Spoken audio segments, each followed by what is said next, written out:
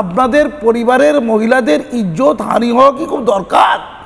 এখনো কি নতুন করে 4 লক্ষের জায়গায় 40 লক্ষ বাংলাদেশি রমণীর ইজ্জতহানি করার দায়িত্ব আপনারা নিয়েছেন?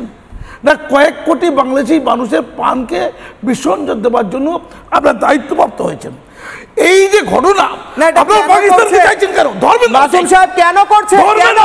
এটা কি গোড়ামি? আপনাদের বলি, হ্যাঁ আমি বলি, ওই আলবদর কমিটির রওশন দর্শন করেছিল রওশনারাকে, ওই আনিস দর্শন করেছিল আনিসাকে, নাসিম দর্শন করেছিল নাসিমাকে, রশিদ রশিদাকে।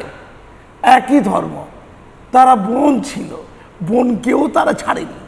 আপনারা ধর্ম দেখাচ্ছেন, আপনার ধর্মকে কলঙ্কিত করছেন। কোরআনের আদর্শ থেকে বেরিয়ে গিয়ে জাল হাদিসকে সামনে করে ও মুসলমানদের কতল করো এই ফতোয়া দিয়ে ইসলামকে কলঙ্কিত করার দায়িত্ব আপনারা নিয়েছেন। লজ্জিত ইসলাম! অন্য ধর্মাবলম্বীদের কাছে আমরা মুখ দেখাতে পারছি না আপনাদের জন্য।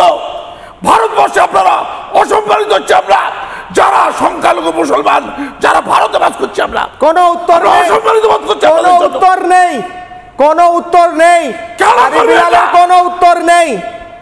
আপনারা কোরআনকে অসম্মান করছেন,